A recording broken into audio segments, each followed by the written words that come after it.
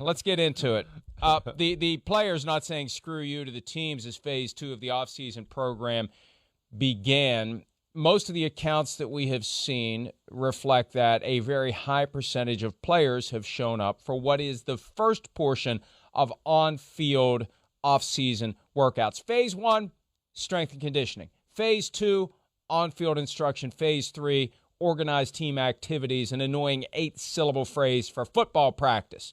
So yesterday, everything I saw, high percentage of turnout for the teams. But, one thing that I think the NFL Players Association should start doing, publicize, Chris, the situations where teams have made concessions. I saw yesterday Stephen Holder of The Athletic pointing out that the Colts got rid of the mandatory minicamp, reduced the offseason program, the remainder of it, to 2 weeks. The Bears got rid of a week of OTAs. These are victories that the union needs to be pointing out, because there's a lot of people out there looking at this saying, why have you guys fought this battle? You can't win. You can't win. Guys are going to show up. They're going to get their work in. The Juwan James situation guts everything you're trying to do. They're scoring concessions one team at a time.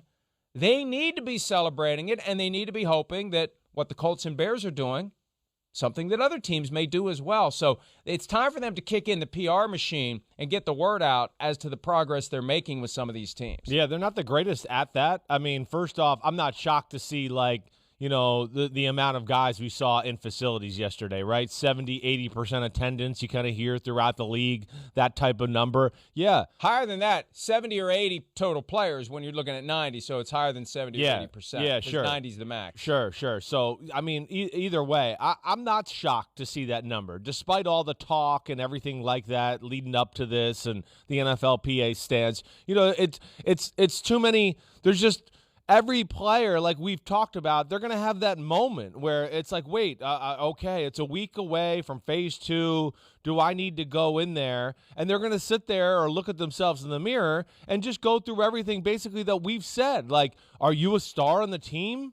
Are you just guaranteed to be a starter and have a lockdown spot on the roster?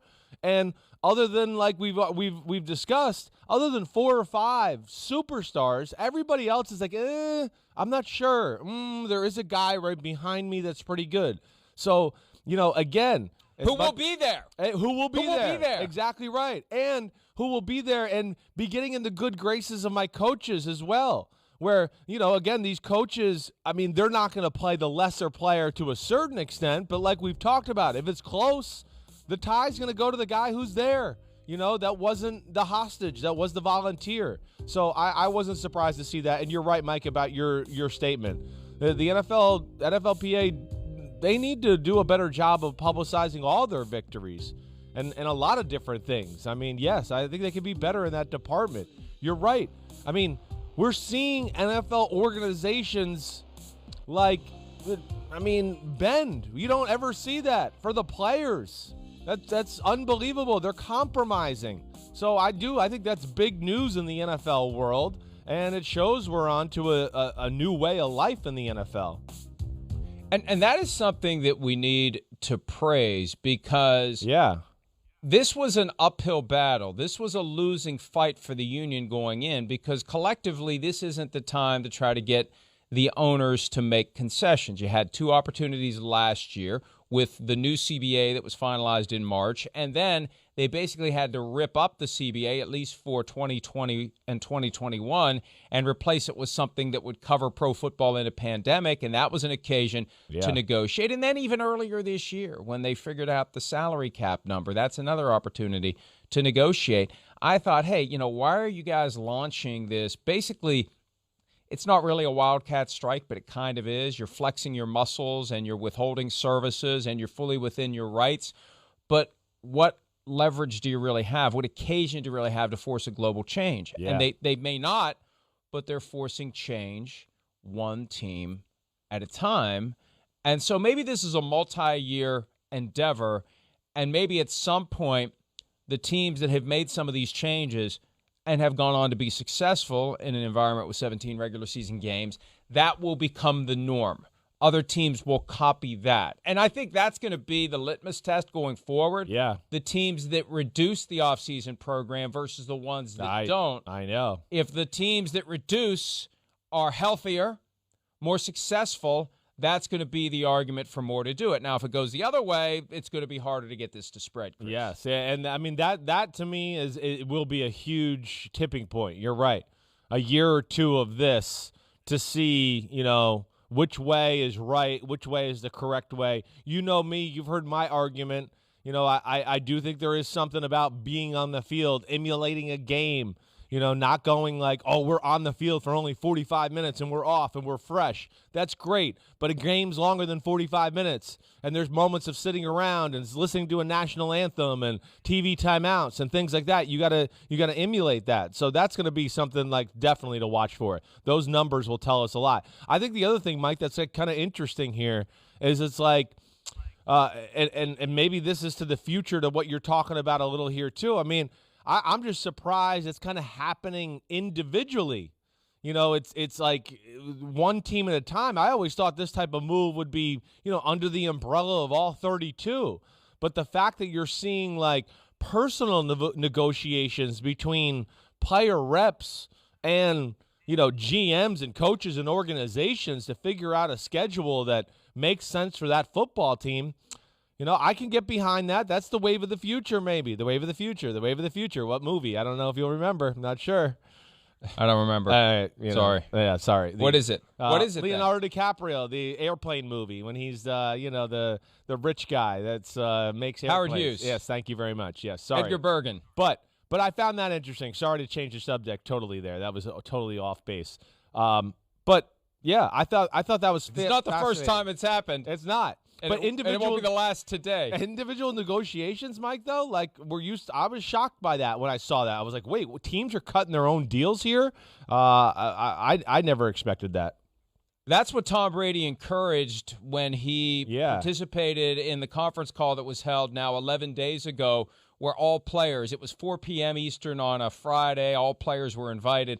I'd love to know how many actually were involved, but I'm told by someone who was on that call, Brady did a great job, spoke well, and set forth this objective of negotiating directly with the teams. Now, some scoffed at that and said, why do we have a union? If you want the players to negotiate individually with the teams, there's no reason for a union if we're on our own. But I think at this time, whether this was part of a grand plan or it just kind of accidentally unfolded this way, the way to get these teams to bend a little bit was to threaten to withhold services in the offseason because they have the right to do it, and just enough stayed away from just enough teams to get their attention. And I also think part of it is the teams looking at what happened last year, factoring in the reality that they've got 17 regular season games that they're going to want to keep their players healthy for, and those teams, the 14 of them that make it to the playoffs, are going to want to keep their players healthy beyond that. They don't want the tank to hit E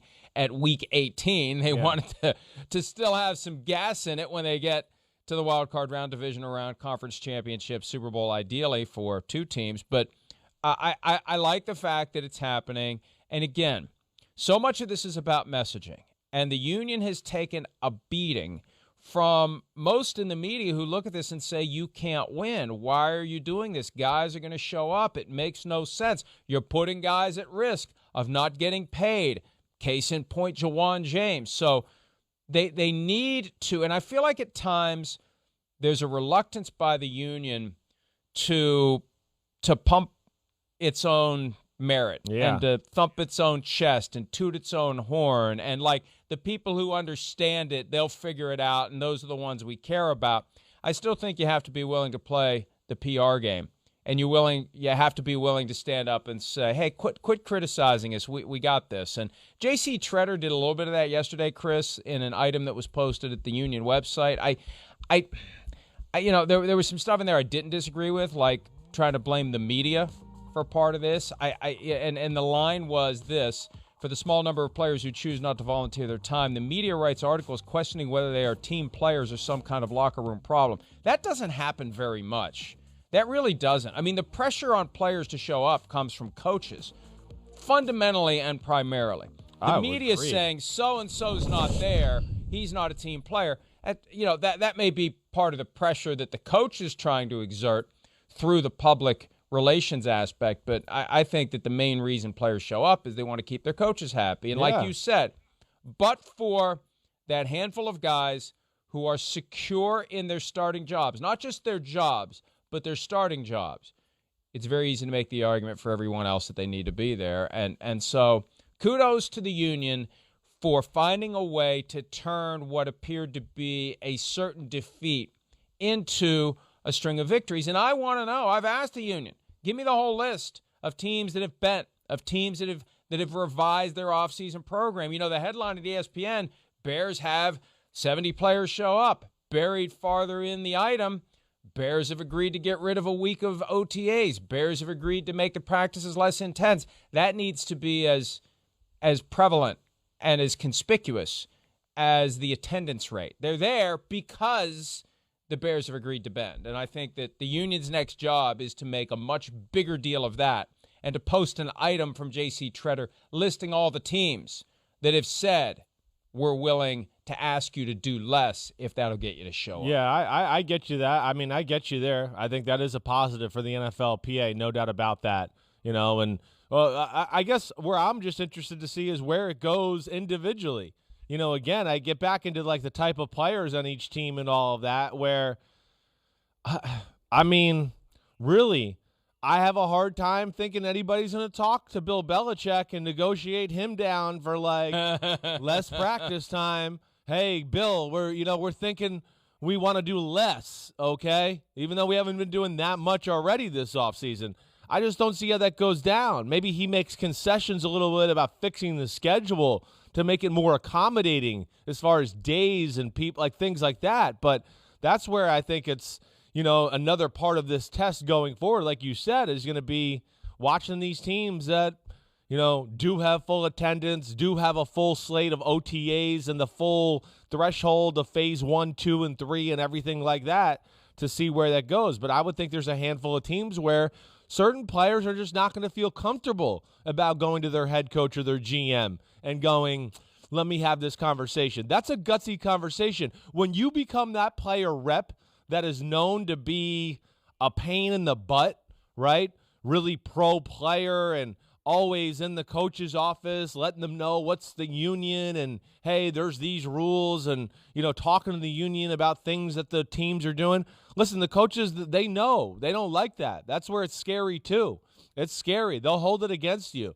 They will. And then the next team that wants to sign you as a free agent, they'll know, too, because that coaching staff will tell you, well, yeah, he's a good player, but, man, he's a handful as far as all the union stuff and all that. Man, we always had to deal with him. And that'll turn teams away, too. So it's a very careful dance and a political game here with all this stuff.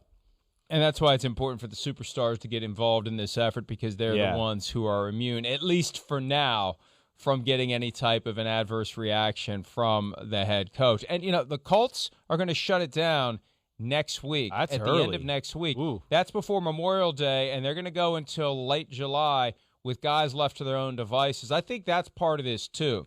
You need to be able to trust guys to take care of themselves in the 2 months between the end of the offseason program and the start of training camp. And you also have to be able to trust that guys, when they are away from the structure of a team, are not going to find themselves in any type of trouble because that used to be a much more significant problem for the NFL.